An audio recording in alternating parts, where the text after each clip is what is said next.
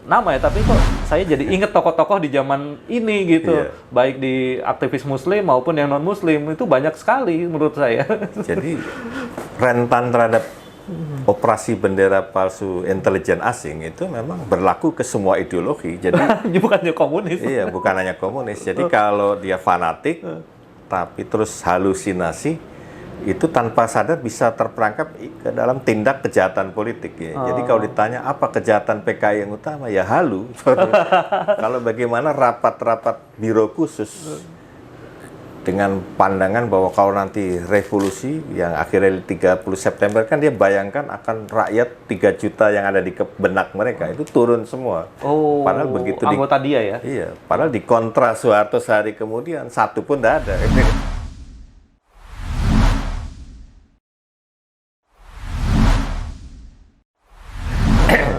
Jadi justru menarik ya bahwa Belanda justru memanfaatkan komunis untuk mengacak-ngacak republik yang baru berdiri ini ya sebenarnya ya.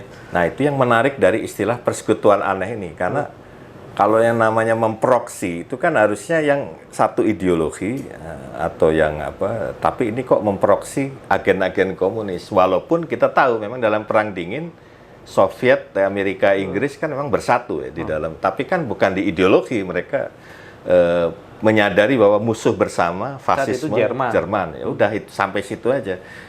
Bahkan kemudian pasca itu kan harus bagi-bagi wilayah juga, apalagi yang daerah yang memang jasa Soviet besar, misalnya menaklukkan Jerman, makanya dapat Eropa Timur. Jerman Timur dan Eropa Timur. Nah, sebaliknya kayak Korea Utara dan Vietnam juga segala macam kan. Tapi tidak kayak model Belanda ini yang justru politik ini kan Justru lebih cerdas Belanda kayaknya. Iya, ya itu tadi karena bendera palsu si kader-kader model Sarjono segala macam, walaupun mungkin ada satu gelintir orang yang memang dengan sadar memang ditugasi untuk membangun itu ya. Tapi katakanlah Sarjono, Harjono ini mereka adalah proksinya Van der Plas, mereka kan dihukum mati kan? Iya, waktu kejadian Madiun itu mereka mati. Tapi dari situ kita bisa lihat bahwa operasi itu ada, jaringan itu dibentuk. Iya, jadi kita kalau melihat dari kejadian itu tidak murni itu seakan-akan seperti juga 65 merupakan dalang tunggal. Oh, Aidit dihukum mati. Iya, apalagi kalau kita lihat konstelasi objektifnya, implikasinya kan menguntungkan Belanda sebetulnya. Dengan itu jadi lemah, makanya terus agresi kedua itu muncul tahun 48 juga itu akhirnya Soekarno-Hatta, Sahrir kan dibuang ke bukan ke Digur, ke Prapat ya, di Sumatera Utara. Itu menggambarkan kalau dalam aspek situ jadi logis kalau sebenarnya ini Madiun ini Belanda punya mainan gitu kan. Kalau melihat gitu dengan memanfaatkan orang-orang PKI yang nggak tahu peta sebetulnya. Meskipun Belanda sebenarnya tahu dia nggak akan bisa mempertahankan Indonesia sepertinya ya, karena kan karena dia memproyeksikan orang-orang yang ditanam itu yang akan nanti setuju dengan konsep Belanda, pertama negara federal mungkin, atau dan kalau bisa Uni Eropa kerjasama dalam rangka Uni Indonesia Belanda dan sebagainya. Apapun skema dia belum ekonomi segala macam kan. Cuman kan di dalam perkembangannya memang sempat terinterupsi dengan agresi kedua Belanda yang ternyata dalam hitungan Belanda juga blunder karena pertama tentara tetap utuh karena Pak Dirman terus lari ke gunung, menyusun kekuatan ini, dan apalagi waktu Pak Harto serangan 1 Maret tahun berapa itu 49 ya, akhirnya gagal, Belanda malah terbukti di internasional, ternyata masih eksis gitu, walaupun tokoh-tokoh pimpinannya ditangkepin gitu, akhirnya arah ke Rumroyen itu menuju ke kemudian KMB tahun Desember 49 ya, akhirnya penyerahan kedaulatan gitu. Oke, ini Bang, Abang juga kan mengutip di artikel itu buku dari Bung Karno hingga Jokowi, Pemikiran Militer Haryo Kecik. Nah, antara lain beliau menulis, Pak Haryo Kecik maksudnya menulis, persekongkolan Belanda dan Inggris waktu itu melibatkan agen-agen lokal kita yang kebetulan berada di posisi strategis birokrasi pemerintahan. Jaringan korporasi Belanda Inggris tersebut disinyalir masih membina keturunan Van Mook dari angkatan 1947 yang pada saat ini masih ada dalam jumlah yang cukup besar. Ini saksi sejarah nih. Mereka ini malahan berada di lapisan atas masyarakat kita. Mungkin bahkan mereka berada di dalam kelompok pengedar narkoba. Ini Pak Haryo Kecik yang menulis ini. Ini Abang mengutip ini pasti ada sesuatu yang mau Abang sampaikan. Ya, yang selama ini kita sorot kan selalu CIA atau British Intelligence, MI6. MI6. Padahal kalau kita lihat komunitas intelijen yang paling tahu jeroan Indonesia itu pertama Belanda, kedua Jepang. Walaupun ini dalam perkembangan pasca Perang Dunia Kedua kan kalau di Indonesia punya kepentingan yang berbeda ya, kecuali mungkin di aspek kerjasama keamanan. Gitu.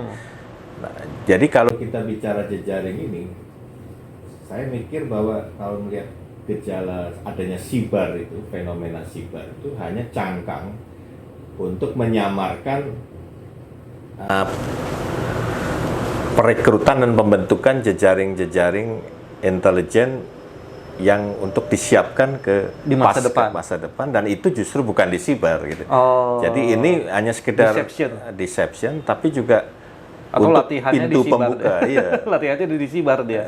Untuk membuka saja karena itu dalam awal pertama karena kalau dilihat sibar itu ujungnya ya Amir Syarifuddin karena pertama telah melakukan pelemahan internal di TNI bahkan politisasi, kedua ketika mulai jalan buntu ternyata tergerak dalam pemberontakan Madiun. Malah kalau menurut Pak Haryo Kecik bukan Musso yang memprovokasi Amir, justru Amir yang memprovokasi Musso yang dia tahu kepalanya sebenarnya kosong, cuman radikal segala macam, nggak tahu peta. Jadi kalau di sisi lain yang sekelas Sarjono aja sempat ada seorang kawannya Australia dan ini saya duga kalau lihat suratnya ini ke laporan mereka berarti ini komunis Australia dan pasti berwawasan. Masa seorang Sarjono nggak tahu perkembangan di adanya perang dunia di Amerika bahwa Jerman telah menyerbu Soviet terus Trotsky yang lawannya Stalin sudah lari buron ke waktu masalah Venezuela, Meksiko ya bahkan malah sudah mati gitu. Itu nggak tahu gitu. Yang kayak gitu aja ini ya istilahnya ini berarti kan kader nggak ideologis di dalam Sarjono ini ya, justru menurut diperalat ya. Iya, kalau dari deskripsi kawan ini itu, yang sebetulnya ini berupa laporan kan. Jadi intinya artinya sekelas Sarjono apalagi Musso yang pokoknya main kepro aja gitu ya. Jadi justru yang intelektualnya mungkin Amir Syarifuddin. Aktor intelektual. Dan itu bisa disinyalir dia orangnya Van der Plas. Karena waktu Jepang itu sebenarnya kan kalau nggak dibantu Soekarno-Hatta, dia dihukum mati. Udah dipancung karena dan itu menerima ada bukti dana dari Van der Plas entah untuk apa. Tapi dia kan rekrut ya. Berarti kan rekrutan. Ya, ini menarik berarti Van der Plas berhasil menyusupkan orang-orangnya ya.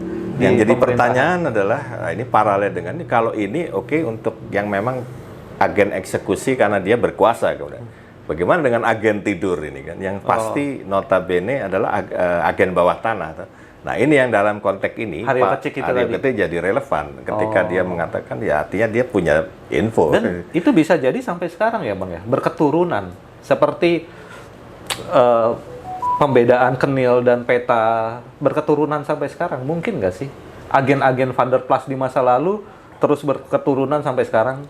Dalam arti mazhab saya kira itu kalau kita lihat dalam perkembangan itu masih terwarisi ke pabrik.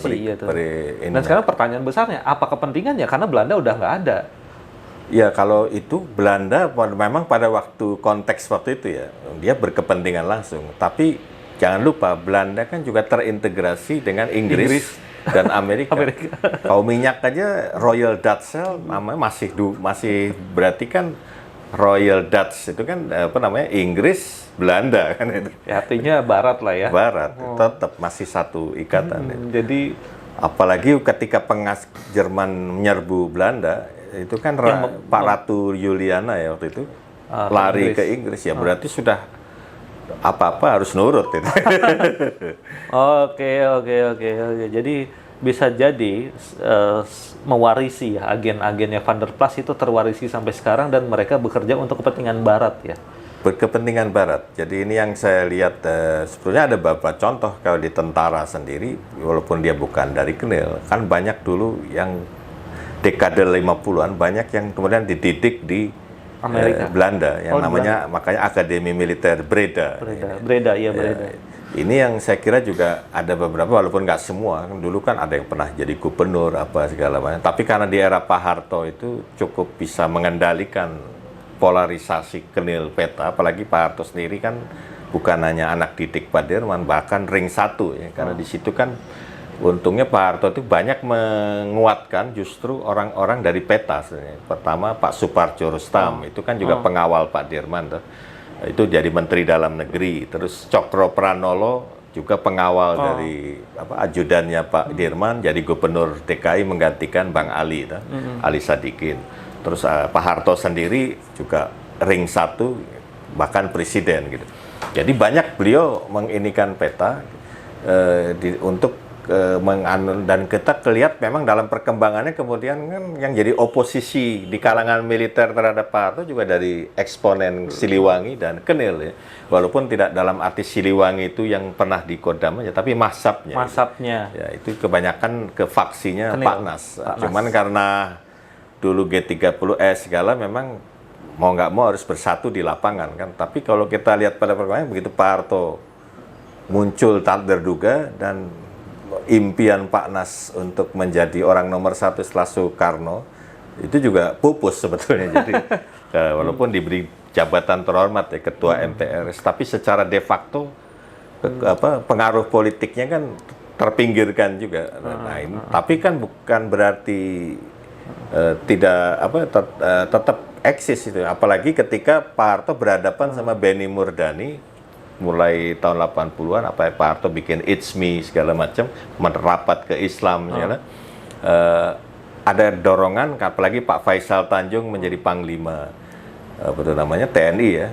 Itu ada desakan mulai supaya dirukunkan kembali sama Pak Nas, makanya sama-sama dapat gelar jenderal besar. Nah, itu sebetulnya tidak lepas dari karena Pak Harto berpikir, wah ini kayaknya perlu mempersempit ruang pertempuran karena yang dilawan Benny jangan membuka ruang faksi yang potensial ini juga, makanya dirangkul kan. Apalagi Pak Faisal jadi Panglima, terus siapa namanya Pak R. Hartono Kasat segala macam. Wah, ini keren nih.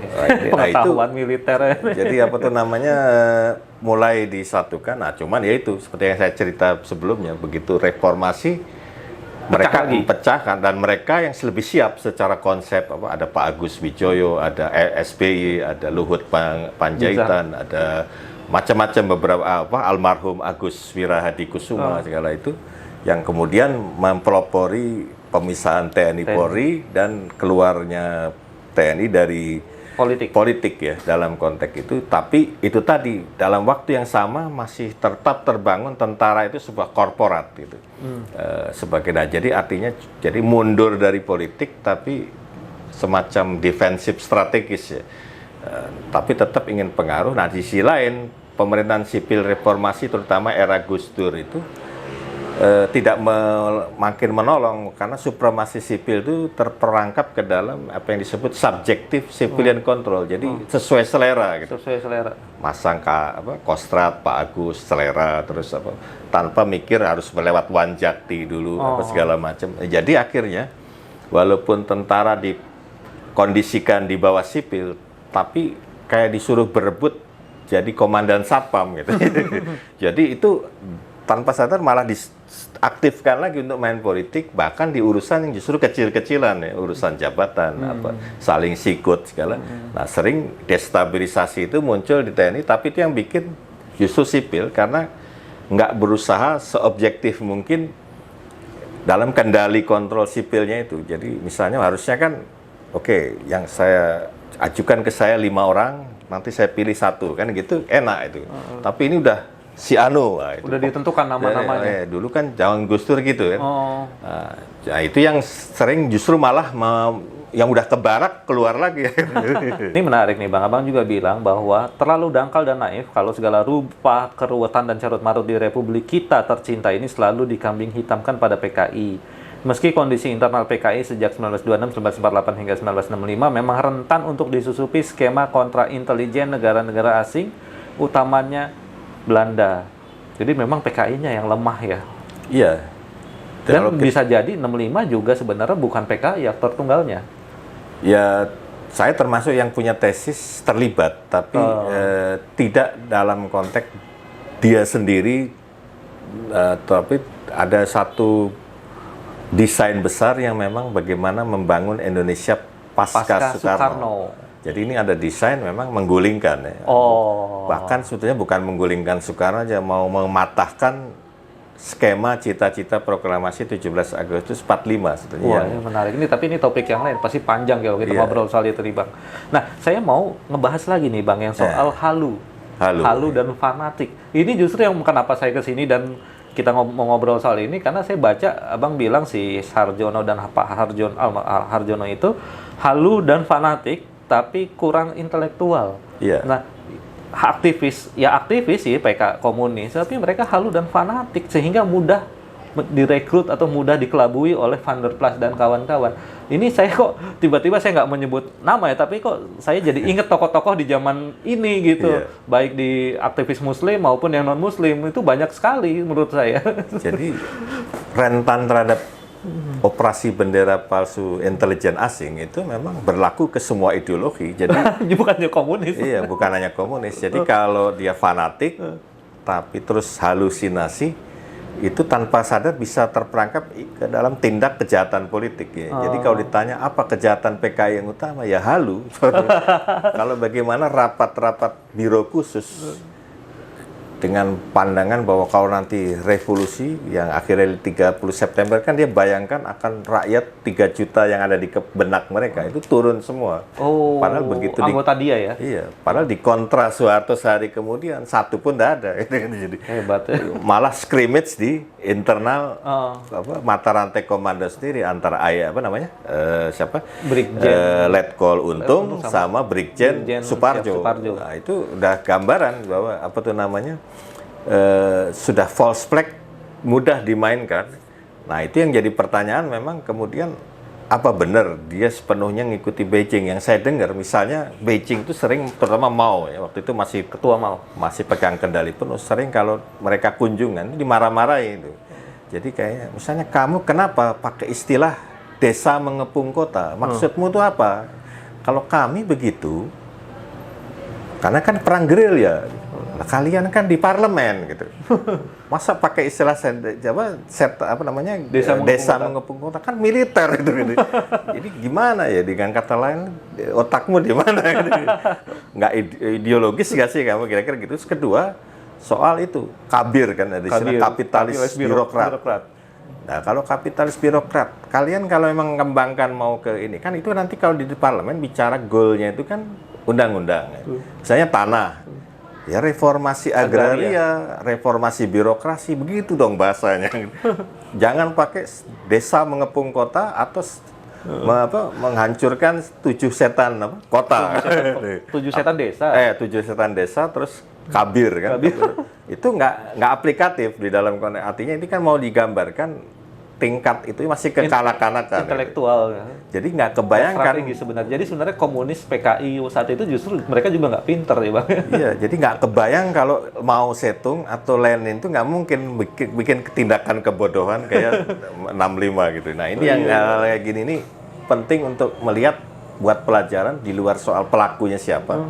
Betapa kita harus belajar jangan sampai jadi kayak yang dulu-dulu. Jadi korban dari false flag operation, intelijen asing. Jadi intinya kayak sekarang ya kelompok-kelompok ya saya nggak menyebut ya sama lah banyak yang halu juga sebenarnya.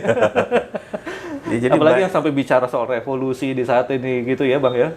Ya itu, jadi kata-kata revolusi padahal kalau tuh ketika dijabarkan teknis ternyata rusuh sosial gitu kan. Rusuh sosial ternyata putsch. Nah itu hal-hal yang nggak mungkin dilakukan kalau emang skemanya revolusioner, entah itu kiri atau kanan atau kanan. Kalau emang terencana betul, nggak mungkin. Jadi kalau revolusi ya benar-benar basisnya mana? Apa basis kelas? Apa basis budaya? Karena itu nggak mesti dalam konteks revolusi itu melawan sistem yang ada. Bisa juga melalui demokrasi. Kayak Chavez itu kan.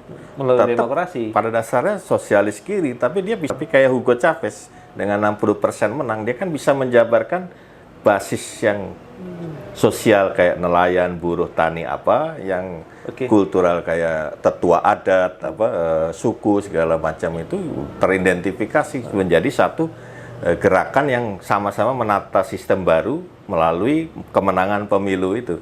Ya, jadi sama aja. Jadi mau cara ekstra parlementer, revolusi melalui di luar parlemen, atau yang memang kayak melalui pemilu, atau memang betul-betul di luar sistem, tapi sama intinya harus kenal betul kondisi objektifnya dan kekuatan sendiri. Itu bukan halu, memang kekuatan saya punya jaringan ini benar-benar punya gitu. Tapi kalau pas rapat-rapat udah yang kamu siap bawa berapa masa, kamu berapa masa, itu udah halu tuh. Itu halu dan itu belum punya jaringan. Belum punya jaringan sebenarnya. Kalau punya jaringan ya akan bilang masanya jadi, berapa. menyusun jaringan itu bukan ngumpul-ngumpulin orang gitu, tapi mengetahui titik-titik simpul. Makanya menarik di Solo kemarin ada 12 orang bikin demo yang ke arah Jokowi. Itu ternyata bisa menurunkan personil maksimum. Pastikan, padahal kalau BEM apa itu dikit tuh polisi. Tapi ini berarti kan polisinya banyak sekali. Ya, berarti kan dipandang ini simpul gitu. Nah, apalagi simpul. Satu simpul. Ya, ini kan menarik ya, bahwa kalau memang betul-betul ini pihak keamanan ngerti kok itu, dan walaupun itu konteks pengaman tuh untuk pencegahan atau malah sebenarnya mengamankan dia supaya jangan diganggu orang misalnya gitu. Tapi intinya dihitung. Dihitung 12 orang. Iya, berarti kan ada satu jejaring atau organik yang di belakang mereka. Dan itu punya basis gitu kan. Jadi kalau di kita memang ada gitu, pasti dihitung. Mau pihak keamanan, apalagi di otoritas politik. Tapi kalau enggak, ya kayak fenomena PKI ini, walaupun katanya organisasi gemebiar gini-gini, ternyata rapuh gitu. Rapuh sekali, gampang dipukul pada hari kedua, hari pertama, Pak. Iya. 1 Oktober ya, udah langsung terpukul ya. Terpukul. Gitu. Ya, itu gambaran dari bagaimana PKI itu banyak yang selama ini memang sering puluhan ribu orang kumpul di rapat umum. Jangan-jangan memang ambil dari PNI. Sama aja ternyata. Karena pada saat itu juga mungkin masa nggak tahu, nggak paham ini PKI atau PNI. Karena kalau dalam pemetaan kan ada namanya proto-komunis. Proto-komunis. Itu proto itu sebetulnya bisa aja nasionalis, tapi keras, radikal, cuman kurang ilmu, ya kan? Nah, itu sehingga bisa dianggap potensial jadi komunis, tapi belum gitu. Atau ya memang tulen gitu. Tapi ada juga yang malah justru apa itu namanya semacam kripto komunis.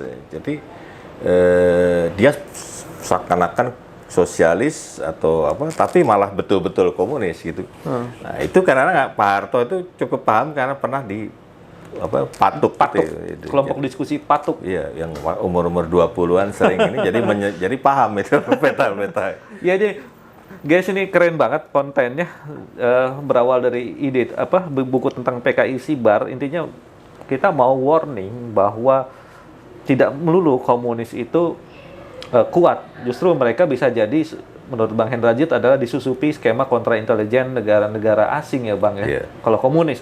Terus bisa jadi bahwa masih ada kepentingan Barat yang dalam konteks PKI Sibar ini adalah diwakili oleh Van der Plas dan Van Mook yang masih bercokol hingga sekarang. Komunitas intelijennya ya, proksi-proksi Barat yang ditanam di pemerintahan, di birokrasi maupun di mana-mana ya, di militer dan sebagainya gitu Bang ya. Nah, kalau kita lihat, mungkin Mas Aji masih ingat tahun 1989 ada gerakan mahasiswa di Cina tuh yang disebut Tiananmen Square. Iya, Tiananmen. Yang akhirnya dibantai habis oleh Deng Xiaoping tuh. Itu sebetulnya di balik itu, kalau itu kan mahasiswa memang yang di garis depan ya. Dan karena Deng tahu di balik itu ada koalisi aneh juga yang model-model siber ini.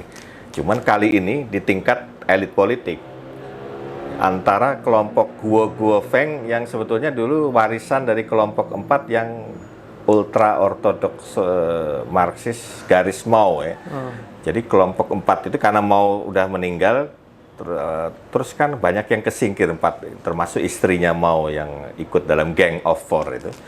Nah, tapi Huo Guofeng mungkin karena oportunis, dia merapat ke Zhou Enlai yang waktu itu masih hidup, yang orang keduanya siapa namanya, Mao, yang kebetulan mengkader Deng. Jadi dia masuk ke barisan Deng karena dia tahu mungkin Deng akan mengganti lapis setelah lapis siapa Mao sama Chou Enlai wafat ya. Dan benar begitu dua wafat kan Deng yang masuk. Nah, dan itu perkembangan Cina cukup pesat. Tapi terus kejadian glasnost perestroika di Rusia kan Rusia runtuh. Nah, ini coba di proyek ini dipaksakan. Tapi yang menarik apa? Ini kan aliansi antara kelompok kapitalis yang tidak ingin Cina bakal maju atau melihat gejala Cina bakal bangkit, dia mainkan ya ini secara false flag atau mungkin dengan sadar kelompok Kuo yang sebetulnya justru lebih kiri dari Deng karena dulu Deng kan oleh kelompok ini termasuk mau dianggap borjuis kan, bahkan dianggap antek dari Barat yang terbukti nggak benar itu kan. Nah, tapi waktu itu Deng tahu itu makanya dihabisi karena dia lihat kalau itu diladenin Cina bisa kayak Rusia juga runtuh juga. Apalagi lebih sensitif kalau melihat kesatuan di Cina yang jauh lebih kompleks kan. Nah, intinya memang di sini. Tapi poinnya di sini adalah sama dalam pola sibar melalui Belanda dan komunis. Ada saat di mana kelompok kapitalis korporasi, apalagi yang dulu masih berbasis di Hong Kong dan Taiwan itu banyak yang ngompori mahasiswa. Plus kelompok Deng yang lagi menunggu saat kalau bisa Deng gusur, jadi dia yang masuk lagi. Nah, jadi ini sebetulnya koalisi aneh juga sama kayak ultra kiri ketemu sama liberal. Jadi untuk kepentingan kekuasaan koalisi aneh bisa terjadi. Bisa terjadi. Untuk kepentingan saat itu ya seperti Sibar itu kan ternyata koalisi aneh antara Barat dan komunis. Iya. Jadi gitu guys. Mungkin kita akhiri karena udah hampir sejam. Kalau mau Bang Hendra aja selalu lama, tapi intinya gitu, hati-hati, kita harus lebih kritis melihat tren, gejala-gejala yang berbau revolusi-revolusian. Nah, jangan-jangan itu false flag ya, Bang ya? False flag. Apalagi di era seperti ini, masih relevan nggak sih revolusi udah era digital kayak gini kok gitu? Digiring ke halusinasi. Ya, kita takutnya halusinasi, ada ajakan demo, ajakan boykot dan sebagainya. Ini teman-teman aktivis, saya banyak punya teman aktivis juga yang senang sekali dengan tema-tema seperti itu. Saya sarankan ya kita harus lebih hati-hati lah, ya. Jangan sampai ternyata jadinya putsch. Nah, ternyata pemimpin-pemimpinnya itu orang-orang yang halu, yang proksi dari komunitas intelijen yang mana gitu, kita nggak tahu. Dikiranya revolusi, padahal putsch. Putsch gitu. Nah, kita ada sesi tentang putsch, nanti bisa lihat di sini di atas linknya. Waktu itu juga dengan Bang Hendrajit. Jadi teman-teman di channel ini dan channel saya yang satu lagi, Ekonomi Politik Islam ya, kita akan terus membahas tema-tema soal revolusi, tentang komunis. Seru ya, pokoknya sejarah lah ya dengan Bang Hendrajit, pakar geopolitik kita. Begitu dulu Bang. Ya, terima kasih. Terima kasih sama-sama. Assalamualaikum warahmatullahi wabarakatuh. Waalaikumsalam.